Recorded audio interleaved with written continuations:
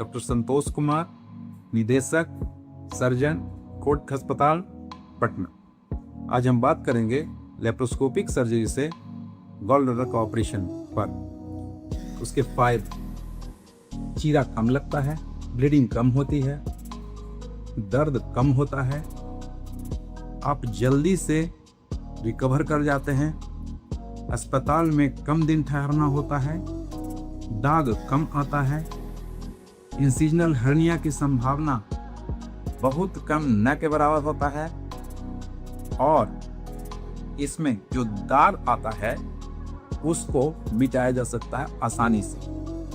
तो आप जब भी जाएं गॉल ब्लैडर की सर्जरी के लिए तो लेप्रोस्कोपी के लिए ही जाएं, ओपन न कराएं।